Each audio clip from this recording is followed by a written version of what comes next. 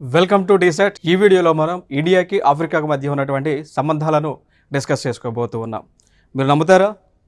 మనం ఆఫ్రికాన్స్ గతంలో మన భారతీయులు ఎవరైతే ఉన్నారో మనం ఆఫ్రికా ఖండం నుంచి వలస వచ్చాం. తెలుసా?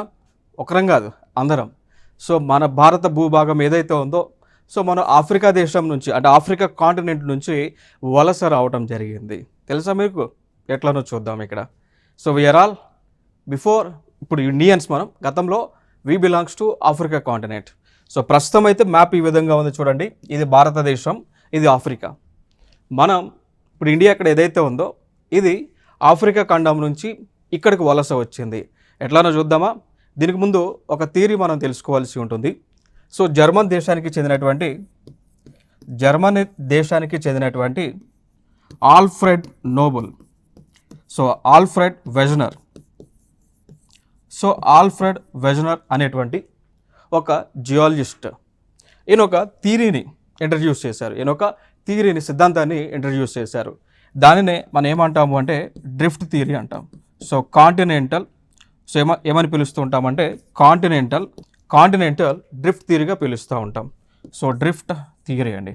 సో ఈ సిద్ధాంతం ప్రకారం ఏంటి అంటే కాంటినెంటల్ డ్రిఫ్ట్ థియరీ సిద్ధాంతం ప్రకారం ఏంటి అంటే ఇక్కడ గతంలో విశ్వం ఏర్పడినప్పుడు, భూమి ఏర్పడినప్పుడు మొత్తం కంప్లీట్ అంతా కూడా భూమి పైన నీరు అంతా కూడా ఒక ప్రాంతంలో ఉండేది.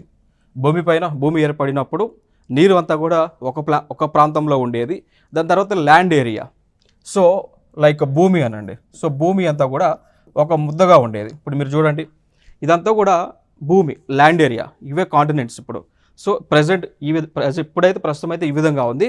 గతంలో అంటే 2225 మిలియన్ల సంవత్సరాల క్రితం ఈ విధంగా ఉండేది. సో భూమి అంతా కూడా ఒక ప్రాంతంగా ఉండేది. దాని చుట్టూ అంతా కూడా నీరు ఉండేది. సో ఈ నీరు మొత్తాన్ని కూడా ఏమని పిలుస్తారు అంటే లైక్ లార్జెస్ట్ వాటర్ బాడీ కదా ఇది. సో దీని ఏమన్నారంటే పాంతాలస అనేటువంటి ఒక పేరుతో పిలిచారు. సో పాంతాలస అనేటువంటి పేరుతో భూమి మొత్తాన్ని కూడా పాంజియా అనేటువంటి ఒక పేరుతో పిలవడం జరిగింది. సో ఇది ఈ విధంగా ఎప్పుడు ఉంది? 225 మిలియన్ల ఇయర్ల క్రితం ఈ విధంగా ఉంది. సో ఈ లోపల జరిగినటువంటి మెకానిజం, ఇప్పుడు ఈ ఎర్త్ ఏదైతే ఉందో, భూమి ఏదైతే ఉందో దీని లోపల పొరలు ఉంటాయి. ఫర్ ఎగ్జాంపుల్గా తీసుకుంటే పైన మనం మాట్లాడుకుంటే క్రస్ట్ అనేటువంటి ఒక పొర, ఇంకా లోపలికి పోతే మ్యాంటిల్ అనేటువంటి ఒక పొర. సో క్రస్ట్కి మ్యాంటిల్కి మధ్య ఆస్ట్రోస్పియర్ అనేటువంటి ఒక పొర ఉంటుంది. సో ఆస్ట్రోస్పియర్ అనేటువంటి పొర ఏదైతే ఉంటుందో సో దాని యొక్క స్టేట్ అనేటువంటిది సెమీ సాలిడ్ స్టేట్ అండి. అంటే లిక్విడ్కి నీరు రూపం కాదు, లేదా సాలిడ్ ఘన పదార్థం కాదు. ఓకేనా? సో లిక్విడ్ కాదు, అటుపక్క సాలిడ్ కాదు, మధ్యలో ఉంటుంది ఆస్ట్రోస్పియర్ అనేటువంటి ఒక లేయర్లో ఉండేటువంటి మెటీరియల్ అంతా కూడా. దాని ద్వారా ఏం జరిగింది అంటే కన్వెన్షనల్ ఫోర్సెస్ అనేటువంటివి, కన్వెక్షనల్ కరెంట్స్ అనేటువంటివి డెవలప్ అయినాయి. సో కన్వెక్షనల్ కరెంట్స్ అనేటువంటివి డెవలప్ అవ్వడం ద్వారా ఇక్కడ ఏం జరిగింది, ఇక్కడ కలిసిగా ఉన్నటువంటి ల్యాండ్ అంతా కూడా విడిపోవడం మొదలైంది. సో ఫర్ ఎగ్జాంపుల్గా తీసుకుంటే 150 మిలియన్ సంవత్సరాల టైంలో 150 మిలియన్ ఇయర్స్ క్రితం ఈ విధంగా ఉన్నటువంటిది ఈ విధంగా విడిపోయింది. సో ఏకంగా ఉన్నటువంటి పాంజియా అనేటువంటి ఒక ప్రాంతం అంతా కూడా 2 విభాగాలుగా విడిపోయింది. సో పైదేమో అంటే 2 భాగాలు, పైన నార్త్ సైడ్ ఉన్నటువంటిది, ఉత్తరంలో ఉన్నటువంటిది దాన్ని లారేషియా అని పిలుస్తూ ఉంటాం. దక్షిణంలో ఉన్నటువంటి దాన్ని గోండ్వానా అని పిలుస్తూ ఉంటాం. పైది లారేషియా, కిందది గోండ్వానా ల్యాండ్. ఇంకా దాని తర్వాత 100 మిలియన్ల సంవత్సరాల క్రితం ఆ విధంగా ఉన్నటువంటిది ఇంకా విడిపోవడం జరిగింది. ఈ విధంగా మీరు చూడవచ్చు. ఇక్కడేమో నార్త్ అమెరికా అనేటువంటి ఒక ఖండం, ఇక్కడ సౌత్ అమెరికా అనేటువంటి ఇంకొక ఖండం, ఏషియా అనేటువంటి ఒక ఖండం, యూరోప్ అనేటువంటి ఒక ఖండం, ఆఫ్రికా అనేటువంటి ఒక ఖండం, ఆస్ట్రేలియా అనేటువంటి ఒక ఖండం, అంటార్కిటికా అనేటువంటి ఒక కాంటినెంట్, ఒక ఖండం ఏర్పాటు అవడం జరిగింది. సో మీరు ఇక్కడ చూడండి, ఇండియా ఎక్కడ ఉంది? ఈ ప్లేస్లో ఉంది. యాక్చువల్గా ప్రస్తుతం ఇండియా ఎక్కడ ఉంది? ఈ ప్లేస్లో ఉంది. ఈ ప్లేస్లో ప్రజెంట్ అయితే ఈ ప్లేస్లో ఇక్కడ ఉంది. ఈ ప్లేస్లో ఉంది. 100 మిలియన్ ఇయర్స్ క్రితం ఎక్కడ ఉంది? ఆఫ్రికా ఖండంతో మనం కలిసి ఉన్నాం. సో ఇక్కడ మడ్గాస్కర్ అనేటువంటి ఒక ద్వీపం ఉంటుంది. ఆఫ్రికా కాంటినెంట్కి సంబంధించినటువంటి ఒక ద్వీపం మడ్గాస్కర్ అంటాం. ఏమంటామండి? మడ్గాస్కర్. మడ్గాస్కర్ అనేటువంటి ఒక ద్వీపం అయితే ఉంటుంది. ఒక ద్వీపం, మడ్గాస్కర్ అనేటువంటి ఒక ద్వీపం అయితే ఉంటా ఉంది. ఓకే, సో ఆ ద్వీపానికి ఆనుకొని భారతదేశం ఉండేది. క్రమేపీ ఈ యొక్క కన్వెక్షనల్ కరెంట్స్ ద్వారా ఏదైతే మనకి కాంటినెంటల్ డ్రిఫ్ట్ థియరీ సిద్ధాంతంలో చెప్పి ఉన్నారో దాని ప్రకారము భారతదేశము యాంటీ క్లాక్ వైజ్ డైరెక్షన్లో, సో ఈ విధంగా ఉన్నటువంటి భారతదేశం చూడండి, ఇక్కడ మ్యాప్ చూస్తే ఫర్ ఎగ్జాంపుల్ ఈ విధంగా ఉన్నటువంటి భారతదేశం యాంటీ క్లాక్ వైజ్ డైరెక్షన్లో, సో ఈ విధంగా తిరుగుతూ ఈ విధంగా రొటేట్ అవుతూ ఇక్కడికి యూరోప్ ఏషియా ప్రాంతం అంటాం, దాన్ని యూరో ఏషియాగా పిలుస్తూ ఉంటాం. సో ఇక్కడ నుంచి తిరుక్కుంటూ భారతదేశం ఇక్కడికి వచ్చింది అనమాట. సో దీన్ని బట్టి మనం చెప్పవచ్చు కదా, ఆఫ్రికా ఖండంతో మన గత కాలం నుంచి కూడా సంబంధాలు అనేటువంటివి ఉన్నాయి. సో ఇప్పుడు మనం యూరోప్ ఏషియాతో ఉంది, మన భారతదేశము యూరోప్ ఏషియా కాంటినెంట్తో ఉంది. గతంలో మనం ఆఫ్రికా ఖండానికి సంబంధించినటువంటి వారం. సో అక్కడి నుంచి మైగ్రేట్ అయ్యి అక్కడికి రావడం జరిగింది. స్టిల్ ఇప్పటికీ కూడా ఏదైతే ఇప్పుడు భారతదేశం ఇక్కడ కలిసి ఉందో, ఇక్కడ యూరోప్ ఏషియాతో కలిసి ఉందో, సో స్టిల్ అది భారతదేశం అనేటువంటిది ఇక్కడ యూరోప్ ఏషియా ప్లేట్కి ఈ విధంగా పెనట్రేట్ అనేటువంటిది అవుతూ ఉంది. సో దానివల్లనే ఇక్కడ ఇండియా అనేటువంటిది ఇట్లా వచ్చి పెనట్రేట్ అవటం ద్వారానే ఇప్పుడు ఉన్నటువంటి హిమాలయ పర్వతాలు అనేటువంటివి ఏర్పడినాయి. మీకు తెలిసే ఉంటుంది హిమాలయ పర్వతాలు అనేటువంటివి ఎందుకు ఏర్పడినాయి. భారతదేశం అనేటువంటిది స్టిల్ ఇప్పటికీ కూడా యూరోప్ ఏషియా అనేటువంటి ఒక ప్లేట్, ఒక టెక్టానిక్ ప్లేట్తో మెర్జ్ అయ్యి ఈ విధంగా కంప్రెస్ చేస్తూ ఉంది. సో కంప్రెస్ చేయడం ద్వారా అక్కడ ఉన్నటువంటి ఆల్రెడీ ఉన్నటువంటి తెతిత్సి అనేటువంటి ఒక సముద్రం ఏదైతుందో అది పైకి రైజ్ అయ్యి ఈ విధంగా ఇప్పుడు ఉన్నటువంటి హిమాలయాలని కూడా ఏర్పాటు అవడం జరిగింది. ఇప్పుడు ఫర్ ఎగ్జాంపుల్ చూడండి, ఇది యూరోప్ ఏషియా ప్రాంతం, ఇది యూరోప్ ఏషియా ప్రాంతం. సో ఇక్కడ ఇండియా అనేటువంటిది వస్తూ ఉంది, వచ్చి ఇక్కడ ఉన్నటువంటి ప్రాంతాన్ని అంతా కూడా కంప్రెస్ చేస్తే అది ఏ విధంగా మారింది, ఈ విధంగా కన్వర్ట్ అవ్వటం జరిగింది. సో ఇవే ఇప్పుడు ఉన్నటువంటి హిమాలయ పర్వతాలు, తెలుసు కదా. సో అట్లా హిమాలయ పర్వతాలు అనేటువంటివి ఏర్పాటు అవ్వడం జరిగింది. Important areas. నెక్స్ట్ అంశం, ఇంకొక బుక్ రాశారు. సో ఇక్కడ the Periplus of the Erythraean Sea అని,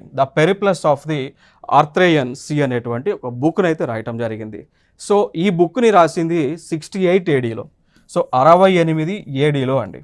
సో 68 ADలో ఆ పుస్తకాన్ని రాస్తే దానిలో కూడా చెప్పారు, ఆ బుక్లో కూడా ఉంది, భారతదేశానికి ఆఫ్రికాకి మధ్య సంబంధాలు అనేటువంటివి ఇప్పటి నుంచి కాదు, ఇండస్ వ్యాలీ సివిలైజేషన్ అనేటువంటిది ఏర్పడినప్పటి దగ్గర నుంచి కూడా రెండు ప్రాంతాలకి కూడా సంబంధాలు అనేటువంటివి ఉన్నాయని చెప్పేసి మెన్షన్ చేశారు. క్లియర్ కదా.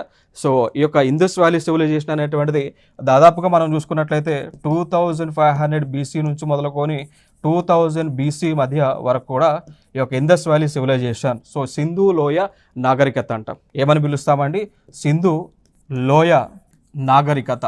సో సింధు లోయ నాగరికత అనేటువంటి పేరుతో పిలుస్తున్నాం. సో ఆ టైం నుంచి కూడా భారతదేశానికి ఆఫ్రికాకి సంబంధాలు అనేటువంటివి ఉన్నాయని ఆ బుక్ ద్వారా మనకి తెలియవస్తూ ఉంది. సో 68 ADలో రాసినటువంటి బుక్, దాని పేరే the Periplus of the Erythraean see.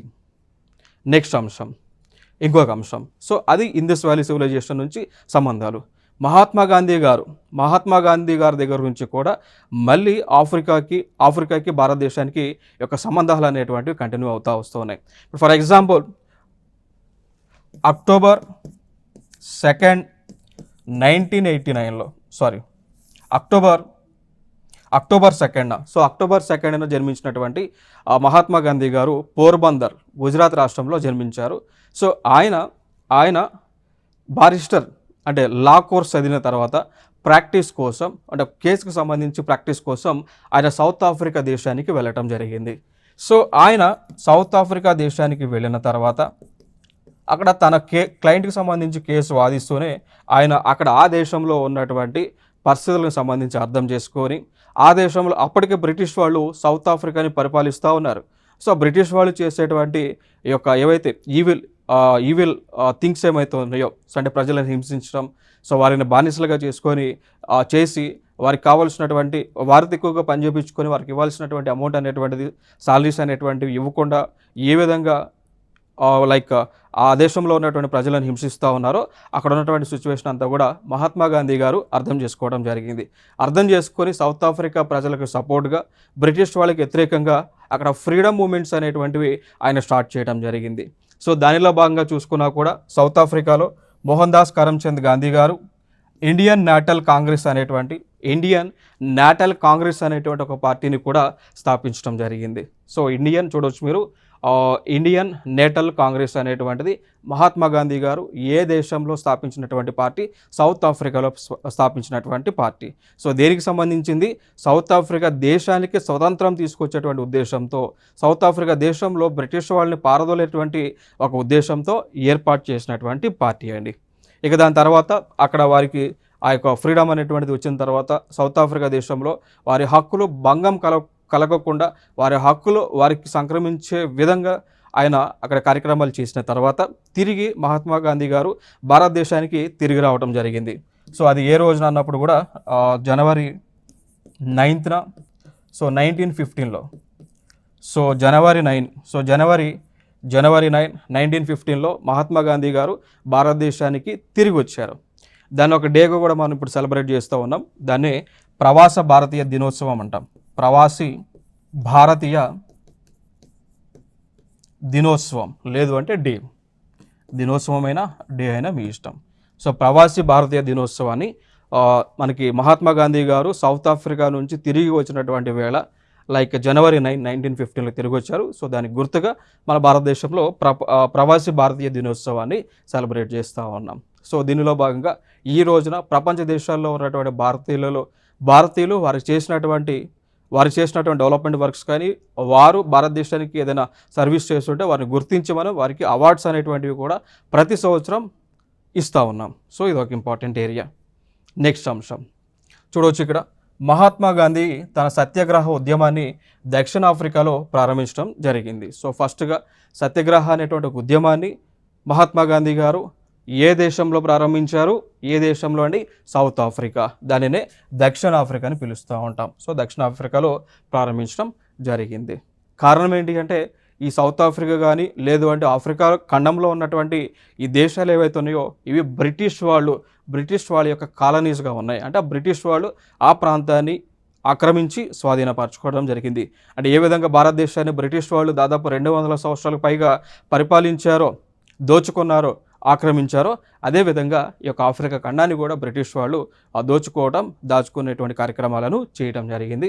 So అట్లా ఈ బ్రిటిష్ వాళ్ళు చేస్తున్నటువంటి ఆక్రమణలు ఏవైతే ఉన్నాయో సో వాటికి వ్యతిరేకంగా మహాత్మా గాంధీ గారు సత్యాగ్రహ ఉద్యమాన్ని అయితే ప్రారంభించడం జరిగింది. సో దాని తర్వాత ఇంకొక అంశం మనం మాట్లాడుకోవాల్సి వస్తే ఇక గాంధీ గారి గురించి మాట్లాడాలంటే చాలా మాట్లాడవచ్చు. సత్యాగ్రహం తర్వాత ఆయన భారతదేశంలోకి వచ్చిన తర్వాత వివిధ like what we can say Ahmedabad mill strike అని, okay, so Ahmedabad mill strike, so ఇట్లా క్విట్ ఇండియా మూవ్మెంట్ అని, సివిల్ డిసోబీడియన్స్ మూవ్మెంట్ ఇట్లా ఇవన్నీ చేశారు. బట్ అవి ఈ సబ్జెక్ట్ అవసరం లేదు కాబట్టి ఐఎమ్ స్కిప్పింగ్ ఇట్. సో దాని తర్వాత ఇక్కడికి వచ్చేద్దాం. సో 1955లో ఇండోనేషియాలోని బాండుంగ్ అనేటువంటి ఒక ప్లేస్ ఉంటుంది. సో 1955లో ఇండోనేషియాలోని బాండుంగ్ అనేటువంటి ఒక ప్లేస్లో ఆసియా ఆఫ్రికన్ కాన్ఫరెన్స్ జరిగింది. సో 1955లో 1955వ సంవత్సరంలో, వెరీ ఇంపార్టెంట్, దీన్నే బాండుంగ్ కాన్ఫరెన్స్ అని కూడా పిలుస్తూ ఉంటారు. సో జరిగింది 1955లో. So Bandung conference is nothing but it is a summit related to India and Africa. గుర్తుపెట్టుకోండి. సో బాండుంగ్ సమిట్ అనేటువంటిది లేదా బాండింగ్ కాన్ఫరెన్స్ అనేటువంటిది ఏ రెండు ప్రాంతాలు పాల్గొన్నటువంటి కాన్ఫరెన్స్, ఇండియా అదేవిధంగా ఆఫ్రికా అండి. సో ఇండియా ఆఫ్రికా పాల్గొనే, దాంతోపాటు ఏషియన్ కంట్రీస్ కూడా పాల్గొనడం జరిగింది. క్లియర్ ఇక్కడ వరకు. సో దాని తర్వాత దీనికి 1955లో మన భారతదేశానికి ఆ టైంలో పిఎంగా ఉన్నటువంటి వ్యక్తి జవహర్లాల్ నెహ్రూ గారు అటెండ్ అయ్యారు. నెక్స్ట్ ఇంకొక అంశం India technical and economic cooperation, so ITEC అంటాం. సో ఈ కార్యక్రమాన్ని స్థాపించడం జరిగింది. So ITEC India technical and economic cooperation అనేటువంటి ఒక పాలసీని ఇండియన్ గవర్నమెంట్ స్టార్ట్ చేసింది. ఎప్పుడు 1963-64 టైంలో స్టార్ట్ చేశారు. మరి దీని యొక్క ముఖ్య ఉద్దేశం ఏంటి అంటే భారతదేశము ఆఫ్రికన్ కంట్రీస్. సో ఇప్పుడు ఆఫ్రికన్ కంట్రీస్ అంటే దాదాపు మనకి ఆఫ్రికా కాంటినెంట్లో, ఆఫ్రికా ఖండంలో 55కు పైగా దేశాలు ఉన్నాయి. 55 దేశాల వరకు ఉన్నాయి. సో ఆ వివిధ దేశాలలో భారతదేశం ఇన్ఫ్రాస్ట్రక్చర్ని డెవలప్ చేయటం, భారతదేశం ఇన్ఫ్రాస్ట్రక్చర్ని డెవలప్ చేయటం, అదేవిధంగా స్కాలర్షిప్స్ అనేటువంటివి ఇవ్వటము, ఎడ్యుకేషన్ అనేటువంటిది డెవలప్ చేయడం చూడవచ్చు ఇక్కడ. సో ఏం చేశారు, ఈ ఇండియా టెక్నికల్ అండ్ ఎకనామిక్ కోఆపరేషన్లో భాగంగా భారత ప్రభుత్వం ఆఫ్రికా దేశాలలో ఆ దేశంలో ఉన్నటువంటి ప్రజలకు ఇన్ఫ్రాస్ట్రక్చర్ డెవలప్మెంట్ అనేటువంటిది చేయటం, ఆ దేశంలో ఉన్నటువంటి ఎకనామిక్ రిసోర్సెస్ ఏవైతే ఉంటాయో, లేదు అంటే మినరల్స్ కానీ మెటల్స్ కానీ ఏవైతే ఉంటాయో, ఖనిజాలు ఏవైతే ఉంటాయో, ముడి చమురు కానీ ఏదైనా ఉంటుందో వాటిని వెలికి తీసి దాని ద్వారా రెవెన్యూ అనేటువంటిది జనరేట్ చేసి ఆఫ్రికా దేశ ప్రజలకు అందించేటువంటి కార్యక్రమం దీని కిందనే చేస్తూ ఉన్నారు. దాంతోపాటు భారతదేశంలో ఉన్నటువంటి టెక్నాలజీ, ఇప్పుడు ఫర్ ఎగ్జాంపుల్ మన దగ్గర చూసుకున్నట్లయితే ఆయిల్ని ఎక్స్ప్లోరేషన్ చేసేటువంటి టెక్నాలజీ భారతదేశంలో ఉంది. ఆ టెక్నాలజీని ఈ పథకం కింద ఆఫ్రికా దేశానికి ట్రాన్స్ఫర్ చేయటం, ఇవన్నీ కూడా ప్రభుత్వం చేసింది. దాంతోపాటు ఆ దేశంలోనే మెడికల్ హాస్పిటల్స్ని కన్స్ట్రక్ట్ చేయడం జరిగింది. సో ఆఫ్రికా దేశంలో జనరల్గా కొత్త వైరస్లు అనేటువంటివి సంక్రమిస్తూ ఉంటాయి. ఆఫ్రికా దేశంలో కొత్త వైరస్లు అనేటువంటివి పుడుతూ ఉంటాయి. ఇప్పుడు ఫర్ ఎగ్జాంపుల్గా తీసుకుంటే ఆఫ్రికా దేశంలో జన్మించినటువంటివి, ఆఫ్రికా దేశానికి మూలాలు ఉన్నటువంటి వైరస్లు మనం మాట్లాడుకోవాల్సి వస్తే, ఒకటి బ్యాట్ అనేటువంటి బ్యాట్ వైరస్ అంట ఆఫ్రికా దేశ మూలాలు ఉండటం జరిగింది. ఈవెన్ హెచ్ఐవి కూడా. సో హ్యూమన్ ఇమ్యునో వైరస్ అంటాం, హెచ్ఐవి హ్యూమన్ ఇమ్యునో వైరస్, అక్కడే జన్మించింది. దాన్నే ఎయిడ్స్ అని కూడా పిలుస్తూ ఉంటాం అడ్వాన్స్ స్టేజ్లో. ఎక్వైర్డ్ ఇమ్యూనో డెఫిషియన్సీ సిండ్రోమ్గా పిలుస్తూ ఉంటాం. హెచ్ఐవి ఎయిడ్స్ కూడా దాని మూలాలు అనేటువంటివి ఆఫ్రికా ఖండం నుంచే రావడం జరిగింది. ఇక దాని తర్వాత మనం చూసుకున్నట్లయితే ఇంకా రీసెంట్గా వచ్చినటువంటి స్వైన్ ఫ్లూ కానీ ఆఫ్రికా దేశం నుంచే మూలాలు ఉన్నాయి. స్వైన్ ఫ్లూ కానీ, దాని తర్వాత గతంలో వచ్చినటువంటిది బర్డ్ ఫ్లూ వైరస్లు కానీ, ఇవన్నీ కూడా ఆఫ్రికా దేశంలో మూలాలు ఉన్నటువంటివి. సో ఇట్లా ఈ విధంగా వైరస్లు అనేటువంటివి వస్తూ ఉన్నాయి కదా. సో దాన్ని కంట్రోల్ చేయడానికి కూడా భారత ప్రభుత్వం ఆ దేశంలో డయాగ్నోస్టిక్ ల్యాబులు అనేటువంటివి దానితో పాటు హాస్పిటల్స్ అనేటువంటివి నిర్మించడం జరిగింది. ఇది ఒక ఇంపార్టెంట్ అంశం ఇక్కడ. దాని తర్వాత ఇంకొక అంశం మాట్లాడుకోవాల్సి వస్తే, గ్రూప్ ఆఫ్ 77 అనేటువంటి కూటమి ఉంటుంది. దీనిలో ఇండియా ఉంది, దాంతోపాటు ఆఫ్రికా కాంటినెంట్కి చెందినటువంటి దేశాలు కూడా ఉన్నాయి. నెక్స్ట్ అంశం, ఇక్కడ ఈ ఆఫ్రికా ప్రాంతం ఏదైతే ఉందో, సో ఆఫ్రికా ప్రాంతంలో చాలా మినరల్స్ అనేటువంటి ఎక్కువగా ఉన్నాయి. సో ఆఫ్రికా దేశంలో అడవులు ఎక్కువగా ఉన్నాయి. అడవులతో పాటు మినరల్స్, మైన్స్, సో మైన్స్, గనులు ఎక్కువగా ఉన్నాయి. మినరల్స్, లవణాలు అంటాం. సో ఇవన్నీ కూడా ఆఫ్రికా దేశంలో ఎక్కువగా ఉన్నాయి. సో దీనిపైన చైనా వాళ్ళు కన్నేయడం జరిగింది. సో ఆ మినరల్స్ కానీ మెటల్స్ కానీ మైన్స్ ఏవైతే ఉన్నాయో వాటిపైన చైనా వాళ్ళు కన్నేసి ఆఫ్రికాలో కొన్ని ప్రాంతాలని వారు క్యాప్చర్ చేస్తూ వస్తూ ఉన్నారు. ఇప్పుడు వారికి చైనా వాళ్ళకి ఒక పాలసీ ఉంటుంది, చెక్ బుక్ డిప్లొమసీ అని. చైనా వాళ్ళకి ఒక పాలసీ ఉంటుంది, దాన్నే చెక్ బుక్ డిప్లొమసీ అని పిలుస్తూ ఉంటాం. సో అంటే అవసరం లేకపోయినప్పటికీ కూడా వారికి డబ్బులు ఇచ్చి వాళ్ళు డబ్బులు కట్టలేనటువంటి పరిస్థితి ఉన్నప్పుడు తిరిగి ఆ ప్రాంతాలను స్వాధీనపరచుకునేటువంటిది. సో అట్లా ఈ కార్యక్రమాలన్నీ కూడా ఇక్కడ ఆఫ్రికాలో చైనా చేస్తూ ఉంది. దీనికి కౌంటర్గా భారత ప్రభుత్వం కూడా డెవలప్మెంట్ వర్క్స్ చేస్తూ ఉంది ఆఫ్రికాలో. వారికి స్కూల్స్ కట్టించడం కానీ, ట్రాన్స్పోర్టేషన్ డెవలప్ చేయడం కానీ, హాస్పిటల్స్ని కన్స్ట్రక్ట్ చేయడం కానీ, ఇవన్నీ కూడా భారత ప్రభుత్వం కూడా ఆఫ్రికా దేశంలో చేస్తూ ఉంది. ఇక దాని తర్వాత ఇంకొక అంశం ఏంటి అంటే, 1993 నుంచి కూడా 1993 నుంచి కూడా ఆఫ్రికాతో మన దౌత్య సంబంధాలు అంటే డిప్లొమాటిక్ రిలేషన్షిప్స్ అనేటువంటివి కంటిన్యూ చేస్తూ ఉన్నాం. ఇక దాని తర్వాత ఇంకొక అంశం, India Africa forum summit, very important. India Africa forum summit అనేటువంటిది కండక్ట్ చేశారు. సో మొట్టమొదటిసారిగా ఈ ఇండియా ఆఫ్రికా సమిట్ అనేటువంటిది కండక్ట్ చేసింది 2008లో.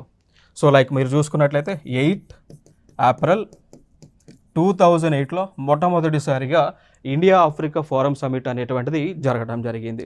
మరి దీని యొక్క ముఖ్య ఉద్దేశం ఏంటి అంటే భారతదేశము ఆఫ్రికా మధ్య వ్యవసాయాన్ని అభివృద్ధి చేయటం.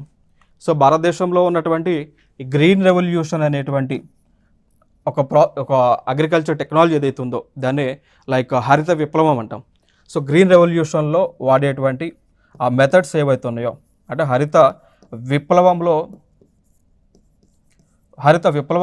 వాడేటువంటి లైక్ ఆ ప్రాసెస్ ఏదైతే ఉందో దాన్ని ఆఫ్రికా దేశానికి ట్రాన్స్ఫర్ చేసే భాగంలో ఈ యొక్క ఇండియా ఆఫ్రికా ఫోరం సమిట్ నిర్వహించుకున్నాం. దానితో పాటు వ్యాపారానికి సంబంధించి సో భారతదేశంలో ఇప్పుడు ఫర్ ఎగ్జాంపుల్ ఇక్కడ ఆఫ్రికా దేశంలో అనేకమైనటువంటి minerals, metals, valuable metals, precious metals like gold కానీ, డైమండ్ కానీ, బంగారం కానీ, వజ్రాలు కానీ, ప్లాటినం కానీ, సో ఇవన్నీ కూడా ఆఫ్రికా దేశంలో చాలా ఎక్కువగా ఉంటాయి. బట్ ఆ దేశంలో ఉన్నప్పటికీ కూడా వాటిని వెలికి తీసేటువంటి సాంకేతికత ఆ దేశం దగ్గర లేదు. ఇవి ఉన్నప్పటికీ కూడా ఆ దేశంలో వాటిని వెలికి తీసి ప్రాసెసింగ్ చేసేటువంటి టెక్నాలజీ లేదు. సో ఆ టెక్నాలజీని మన ఇండియన్ గవర్నమెంట్ ఆఫ్రికాకి ఇస్తూ ఉంది ఇవ్వమని చెప్పేసి ఈ సమ్మిట్లోనే వాళ్ళు రిక్వెస్ట్ చేయడం జరిగింది.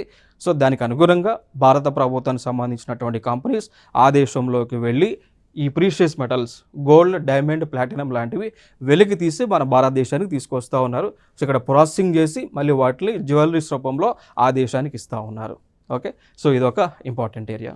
దాని తర్వాత పరిశ్రమలు, పెట్టుబడులు అండి. సో పరిశ్రమలు, ఇండస్ట్రీస్ అండ్ ఇన్వెస్ట్మెంట్. సో భారతదేశానికి చెందినటువంటి కంపెనీస్ ఇప్పుడు టాటా గారు ఉన్నారు కదా, రతన్ టాటా గారికి చెందినటువంటి ఎన్నో కంపెనీలు టాటా స్టీల్ అని, టాటా ఐరన్ అని, దాని తర్వాత కన్సల్టెన్సీ సర్వీసెస్ అని, ఇట్లా ఈ విధంగా ఎన్నో కంపెనీలు ఆఫ్రికా దేశంలో వెళ్ళి ఇన్వెస్ట్మెంట్ చేసి అక్కడ కంపెనీస్ని ఎస్టాబ్లిష్ చేయడం జరిగింది. సో దానితో పాటు ఆ దేశంలో ఉన్నటువంటి ప్రజలకు ఎంప్లాయ్మెంట్, ఉద్యోగ కల్పన అనేటువంటిది చేస్తూ ఉన్నారు. సో ఇదొక డెవలప్మెంట్ వర్క్స్లో భాగంగా మనం చూడవచ్చు. దాని తర్వాత శాంతి భద్రతలు. సో తరచుగా ఈ ఆఫ్రికా ఖండంలో లా అండ్ ఆర్డర్ ఇష్యూస్ అనేటువంటి వస్తూ ఉంటాయి. దానితో పాటు ఆఫ్రికా కాంటినెంట్లో నైజీరియా అనేటువంటి ఒక ప్రాంతం, చాడ్ అనేటువంటి ఒక ప్రాంతం, తాంజానియా అనేటువంటి ఒక ప్రాంతం, ఇట్లా ఈ ప్రాంతాల్లో ఎక్కువగా ల్యాండ్ ఆర్డర్ ఇష్యూస్ రావటం, శాంతి భద్రతలకు విఘాతం కలగటం, అదేవిధంగా ఈ దేశంలో ఉన్నటువంటి వారు ఎక్కువగా డ్రగ్స్ని సో మత్తు పదార్థాలను అమ్మటము, స్మగ్లింగ్ చేయడం, ఈ కార్యక్రమాలన్నీ కూడా చేస్తూ ఉంటారు. సో వీటిని నిర్మూలించేటువంటి బాధ్యత ప్రపంచ దేశాలతో పాటు భారతదేశం కూడా తీసుకోవడం జరిగింది.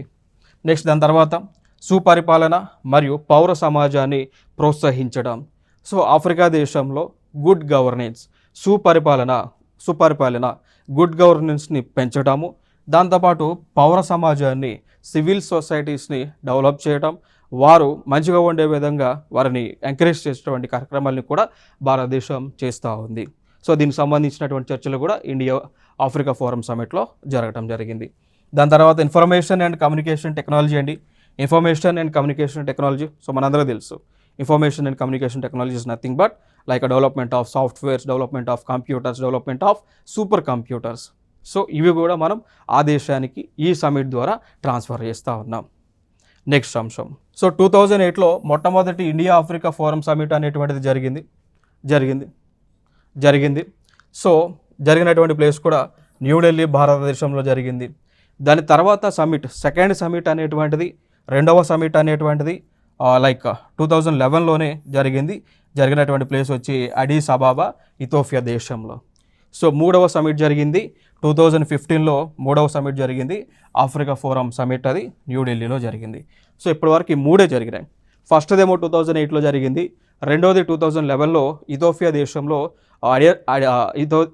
దేశంలో అడిస్ అబాబా అనేటువంటి ప్లేస్లో జరిగింది. మూడవదేమో 2015లో న్యూఢిల్లీలో జరిగింది. సో ఫైనల్గా ఈ సమిట్ యొక్క ముఖ్య ఉద్దేశం ఏంటి అంటే ఏ సమిట్ జరిగినా ముఖ్య ఉద్దేశాలు మీకు ఇక్కడ కనిపిస్తున్నటువంటివి ఉంటాయి. సో వీటిపైన ఫోకస్ ఎక్కువ చేస్తారు.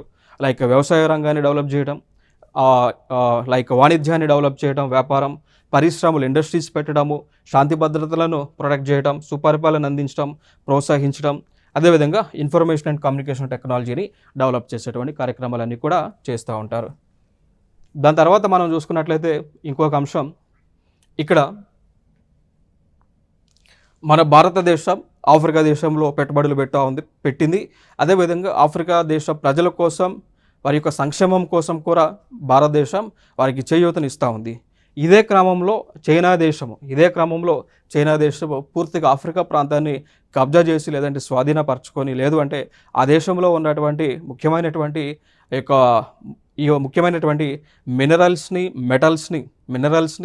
మెటల్స్ని క్యాప్చర్ చేయాలి అనేటువంటి ఉద్దేశంతో ఆలోచన చేస్తూ ఉంది. బట్ దీన్ని మన భారతదేశం చేయాల్సినటువంటి మేరకు చైనాని కట్టడి చేస్తూ ఉంది. చూడవచ్చు ఇక్కడ, while India organises India Africa forum summit to engage with African countries, China comes up with forum for China Africa cooperation. ఓకేనా. సో ఇండియా ఏం చేసింది, ఇండియా ఆఫ్రికా ఫోరం సమిట్ నిర్వహించింది కదా, దాన్ని కౌంటర్ చేస్తూ చైనా వాళ్ళు కూడా ఇంకొక సమిట్ నిర్వహించారు. దాని పేరే forum for China Africa cooperation summit అండి. ఇక దాని తర్వాత China's annual bilateral trade with Africa is over 200 billions while India's figure standard around 100 billions అండి. కాకపోతే ఇంకొక అంశం ఏంటి అంటే చైనా వారు ఈ ఆఫ్రికాతో 200 బిలియన్ల డాలర్ల మేర వ్యాపారం చేస్తూ ఉన్నారు. బట్ ఇక్కడ ఇండియా మాత్రం 100 బిలియన్స్ మేర వ్యాపారం చేస్తూ ఉంది. సో ఫ్యూచర్లో ఇంకా భారతదేశం ఈ యొక్క ఫిగర్ని క్రాస్ చేసేటువంటి ఆలోచనలో కూడా ఉంది అన్నమాట. సో దాని తర్వాత ఇండియన్ గవర్నమెంట్ ఆఫ్రికాకి కావాల్సినటువంటి అమౌంట్ కూడా సహాయం చేస్తూ ఉంది. దాన్ని లైన్స్ ఆఫ్ క్రెడిట్ అంటాం. సో లైన్స్ ఆఫ్ క్రెడిట్ కింద భారతదేశం ఆఫ్రికా దేశానికి అప్పు అంటే రుణం అనేటువంటిది మంజూరు చేస్తూ ఉంది. సో ఇవి ఇంపార్టెంట్. సో దాని తర్వాత ఇంకొక అంశం ఆఫ్రికా యూనియన్ గురించి మనం డిస్కస్ చేయాల్సి ఉంటుంది. సో ఇక్కడ ఆఫ్రికా యూనియన్ అనేటువంటిది ఏంటి అంటే ఆఫ్రికా కాంటినెంట్లో ఉన్నటువంటి దేశాలన్నీ కూడా ఒక సమూహంగా ఏర్పడినాయి. ఆఫ్రికా దేశంలో ఉన్నటువంటి దేశాలన్నీ కూడా ఒక సమూహంగా ఏర్పాటు అవ్వడం జరిగింది.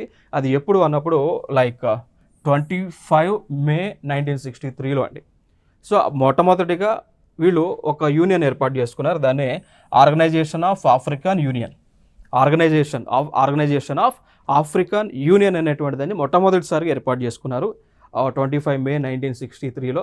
ఇక దాని తర్వాత ఏం చేశారు అంటే ఇది ఏర్పాటు చేసినప్పుడు ఓన్లీ 32 దేశాలు మాత్రమే జాయిన్ అయినాయి. దాని తర్వాత మళ్ళీ 2022లో ఇంకో కొన్ని దేశాలను యాడ్ చేశారు. లైక్ ఎన్ని దేశాలు యాడ్ చేశారు అంటే 23 కంట్రీస్ యాడ్ అయిన తర్వాత ఓవరాల్గా 55 దేశాలు అయితే ఉన్నాయి. సో ఫైనల్గా 55 దేశాలతో కలిసి ఆఫ్రికన్ యూనియన్ అనేటువంటి దాన్ని ఏర్పాటు చేశారు. ఎప్పుడు జూలై 2022లో. ప్లేస్ దానికి హెడ్ క్వార్టర్ మనం చూసుకున్నట్లయితే డర్బన్ అనేటువంటి ఒక ప్లేస్ ఉంటుంది ఆఫ్రికాలో. సో అక్కడనే దాని యొక్క హెడ్ క్వార్టర్ అయితే ఉంటుంది. సో దాని తర్వాత ఇంకొక అంశం ఏంటి అంటే రీసెంట్గా కరెంట్ అఫైర్స్లో ఉన్నటువంటి అంశం ఏంటి అంటే G20 అనేటువంటి ఒక గ్రూప్ ఉంటుంది. గ్రూప్ ఆఫ్ 20 మెంబర్స్ అనుకోవచ్చు, కంట్రీస్ కాదు మెంబర్స్.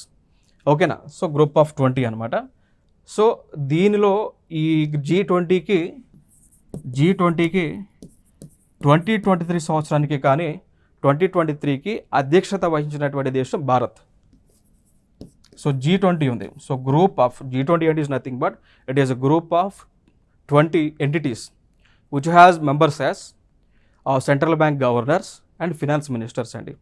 ఇప్పుడు దీంట్లో G20లో మెంబర్స్ ఎవరు ఉంటారు? ఫర్ ఎగ్జాంపుల్ ఇండియా తీసుకుంటే ఇండియాలో ఉన్నటువంటి ఆర్థిక శాఖ మంత్రి ఫర్ ఎగ్జాంపుల్ నిర్మలా సీతారామన్ గారు, ఇండియాలో ఉన్నటువంటి Reserve Bank governor Shaktikanta Das garu. So Shaktikanta Das Reserve Bank governor ఎవరైతే ఉన్నారో ఆయన లైక్ ఫినాన్స్ మినిస్టర్ అయినటువంటి నిర్మలా సీతారామన్ గారు ఈ G20లో మెంబర్స్గా ఉంటారు.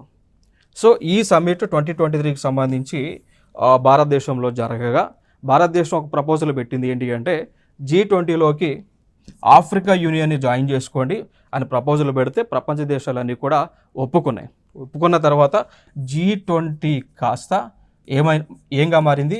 G21గా మారింది. క్వశ్చన్ రావచ్చు, ఇటీవల G21లోకి జాయిన్ అయినటువంటి సమైక్య పేరేంటి? సమైక్య పేరేంటి, లేదంటే యూనియన్ పేరేంటి?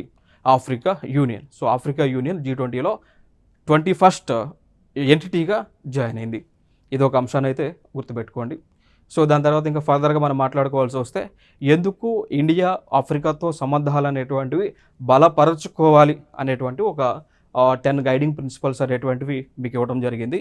సో ఇక్కడ ఏంటి అంటే జనరల్గా నేను సింపుల్గా మీకు చెప్పేస్తాను.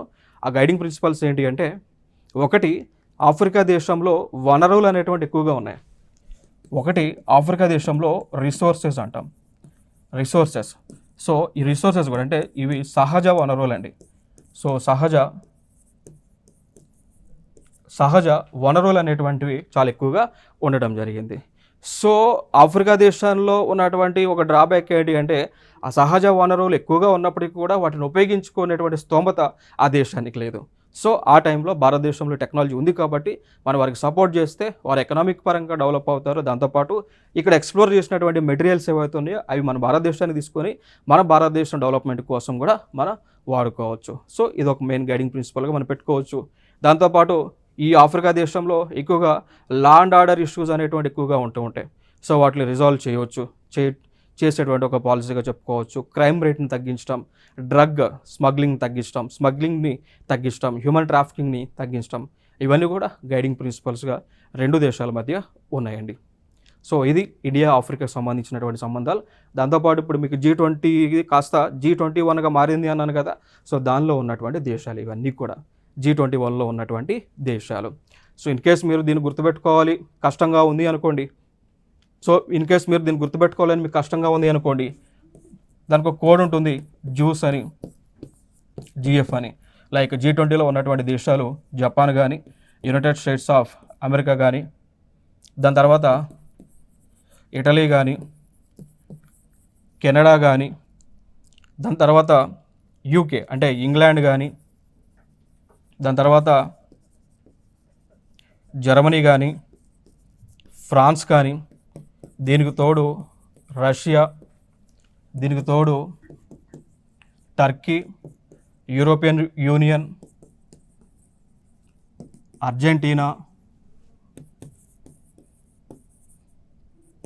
Brazil, Mexico, south Korea, China, Indonesia, south Africa, Australia, India, Saudi Arabia, plus అది కాక అడిషనల్గా ఇప్పుడు ఈ G20 సమిట్లో, ఈ G20 సమూహంలో చేరింది ఆఫ్రికన్ యూనియన్, రైట్. సో ఇవన్నీ కూడా ఈ G20లో ఉన్నటువంటి దేశాలు. సో దీంతో ఇండియా ఆఫ్రికా రిలేషన్స్ మనం కంప్లీట్ చేసుకోవడం జరిగింది. సో నెక్స్ట్ వీడియోలో సరికొత్త అంశాలతో మీ ముందుకు రావడం జరుగుతుంది. Thank you so much.